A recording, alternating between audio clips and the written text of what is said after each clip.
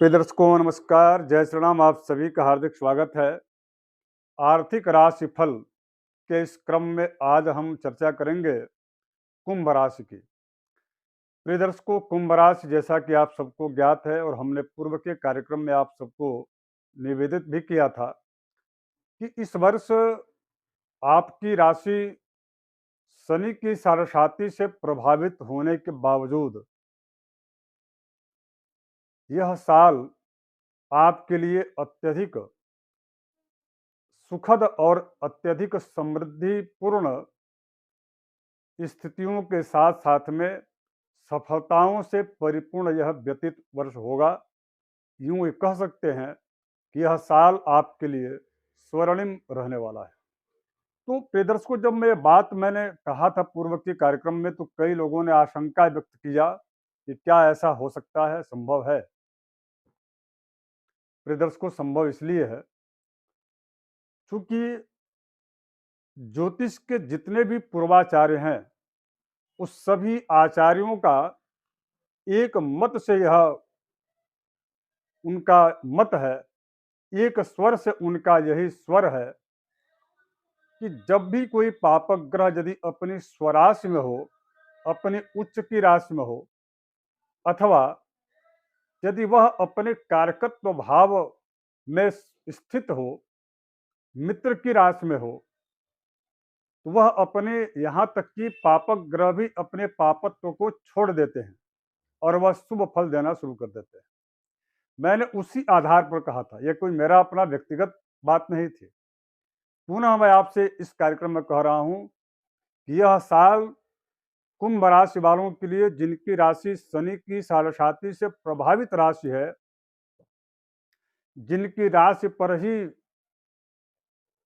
वर्तमान की जो स्थिति जो शनि की है वह चल रही है। 29 मार्च तक शनि स्थित आपकी राशि पर रहेंगे और उसके पश्चात ये शनि जो है मीन राशि में प्रवेश कर जाएंगे। उसके बावजूद अर्थात 29 मार्च 2025 तक विशेष रूप से शश नामक राजयोग बना हुआ है।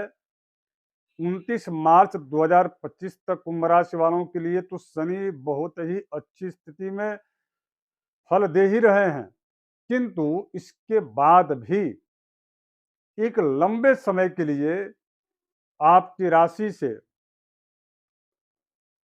ठीक जो है चतुर्थ और आपकी राशि से ठीक द्वितीय स्थान में और इसके पश्चात सप्तम स्थान में शुक्र, चूंकि इस राशि के कारक हो जाते हैं, यानी कि भाग्येश का फल देते हैं शुक्र कुंभ राशि वालों के लिए।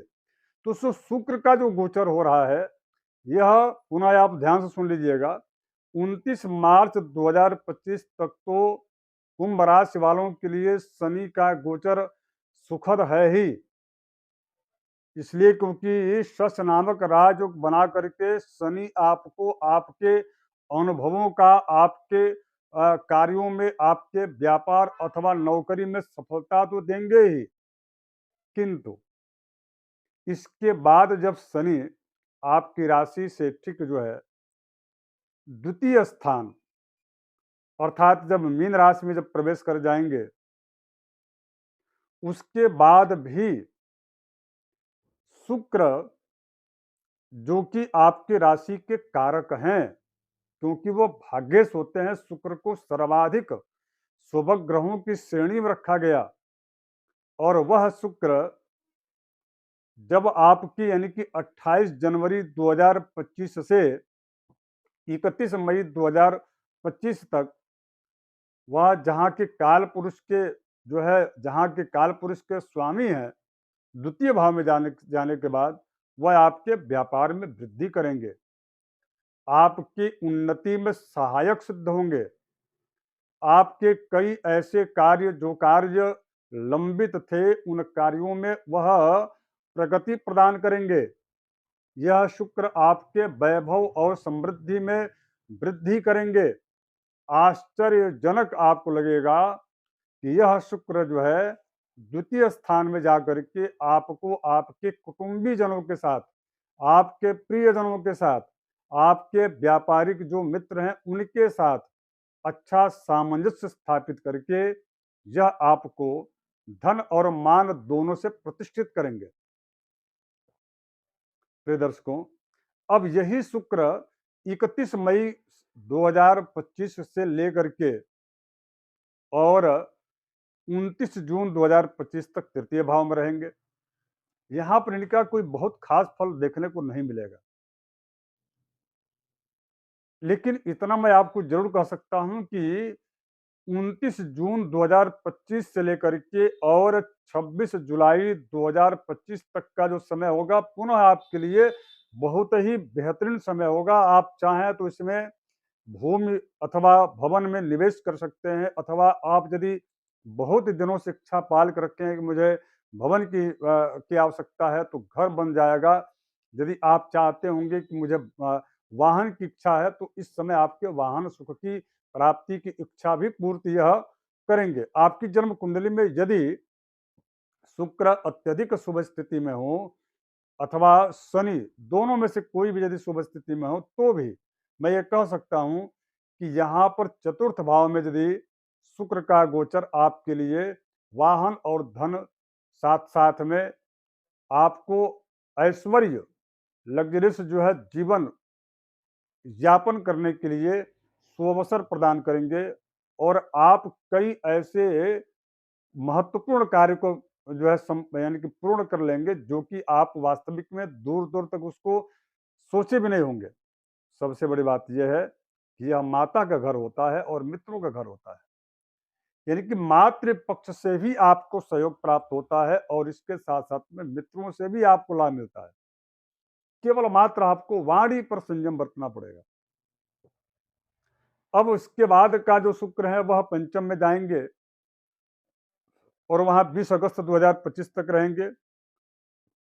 बहुत अच्छा कोई लाभ इनका यहाँ देखने को नहीं मिलेगा, लेकिन सामान्य रूप से जैसा कि मैंने पूर्व में कहा है, यह पूरे साल आपको शुक्र विशेष रूप से आपको सपोर्ट करेंगे। धन समृद्धि में किसी भी प्रकार की कोई कमी देखने को नहीं मिलेगी।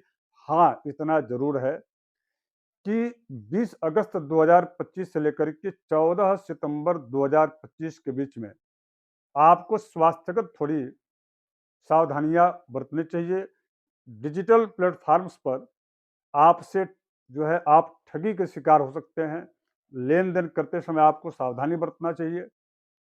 और साथ ही साथ में जहां आप निवास करते हैं, यदि उस स्थान से पश्चिम दिशा में यदि आपका कोई नया स्टार्टअप करना चाह रहे हैं, करने जा रहे होंगे, तो मुझे ऐसा लगता है कि जब तक यह समय रहेगा, विशेष करके 14 सितंबर 2025 तक, यानी कि 20 अगस्त से 14 सितंबर तक आपको उसे नहीं करना चाहिए। यदि आप जो है किसी शेयर्स इत्यादि में पैसा निवेश करते हैं तो भी आपको इस समय नए शेयर खरीदने की बजाय जो पूर्व के नियमित और रूलिंग में जो शेयर्स आपने खरीद रखे हैं उन्हीं पर आपको ध्यान देने की आवश्यकता रहेगी, ताकि इसमें आपको काफी ज्यादा नुकसान की संभावना बढ़ जाती है। अब इसके बाद आपके लिए सबसे अत्यधिक बेनिफिशियल जो समय होगा, विशेष करके व्यापार अथवा जो अविवाहित जो पुरुष हैं, वह यदि विवाह करने की इच्छा रखते हैं तो उनके लिए, दोनों के लिए वर्ष का यह एक ऐसा समय होगा जो आपको उससे संबंधित जो है अच्छी सफलता आपको दे सकता है। बात बन सकती है विवाह की भी और व्यापार की भी। स्थिति कब रहेगी तो ये रहेगी 14 सितंबर 2025 से 9 अक्टूबर 2025 के बीच में। और हाँ, मैं पुनः आपसे निवेदन कर दूं कि इस समय विवाह के मुहूर्त नहीं होते हमारे सनातन धर्मावलंबियों के लिए, किंतु यह अर्थात इसमें आपका विवाह तो नहीं होगा, किंतु इसमें निश्चित रूप से वैवाहिक जीवन को शुरू करने के लिए संबंध जो है स्थिर हो सकते हैं, अर्थात बात जो है विवाह की बन सकती है। अब इसके पश्चात एक मैं आपको और कहूं कि 9 अक्टूबर 2025 के बाद से 28 दिसंबर 2025 तक का जो समय होगा, उस समय पुनः आपको स्वास्थ्य से संबंधित जो है परेशानियों की सामना करनी पड़ सकती है। तो उस समय आपको थोड़ी सी सावधानी बरतना चाहिए, विशेष करके यदि आप वाहन स्लेटी कलर अथवा सफ़ेद कलर के यदि आप चलाते हैं तो उसमें थोड़ा वाहन आदि से भी आपको सावधानी बरतना चाहिए। तो ये रहा इस पूरे वर्ष का कुंभ राशि वालों के लिए, जबकि शनि की साढ़ेसाती आपकी चल रही है, उसके बाद भी मैं पुनः दोहरा रहा हूँ कि यह वर्ष आपके लिए बड़ा बेहतरीन साबित होगा। हाँ, यदि आपकी जन्म कुंडली में मंगल शनि एक साथ स्थित हों अथवा शनि का मंगल का परस्पर में दृष्टि हो, तो ऐसी स्थिति में ही केवल मैं कह सकता हूँ कि यह शनि की साढ़ेसाती आपके लिए कई प्रकार के दुखों का पहाड़ जो है टूट करके आ सकता है, अर्थात यह आपके लिए अत्यधिक जो है खराब हो सकता है। तो उसके लिए आपको उपाय क्या करना चाहिए? देखिए दर्शकों, शनि की जब भी साढ़ेसाती होती है, तो शनि पुनर्जन्म का के कारक तो है ही, लेकिन पुनर्जन्म के कारक के अतिरिक्त आपके स्वकर्मणा फल को देने वाले हैं। इसलिए इनको कर्म विधाता शनि कहा गया है।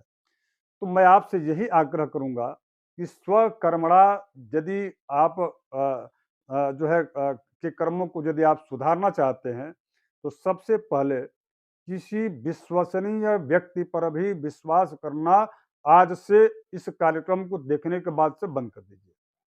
मैं पुनः कह रहा हूँ, ये नीति शास्त्र का भी यह वचन है कि विश्वसनीय व्यक्ति पर भी विश्वास न करें, वो भी तब जब आपकी शनि की साढ़ेसाती की का दौर चल रहा हो। दूसरा कि आप जो है प्रातः काल उठ करके भगवान शिव को काला तिल अर्पित करके उनको जल जरूर चढ़ाइए। तीसरा, हनुमान जी की आराधना, सुंदरकांड का पाठ, हनुमान चालीसा का पाठ नियमित रूप से आप यदि करते रहेंगे, हनुमान जी की सेवा करते रहेंगे, तो निश्चित रूप से आपको शनि की साढ़ेसाती से जनित जो कष्ट है, उससे आपको मुक्ति मिल जाएगी। मैं पुनः आप सबसे निवेदन करूं, यदि आप नए दर्शक हों तो सब्सक्राइब कर लीजिएगा और इस वीडियो को शेयर कर लीजिएगा, और हाँ, इस वीडियो को सेव करके भी रखिएगा और बताइएगा मुझे यह साल आपके लिए, कुंभ राशि वालों के लिए, यह कैसा व्यतीत हुआ। तो धन्यवाद, नमस्कार, जय श्री राम।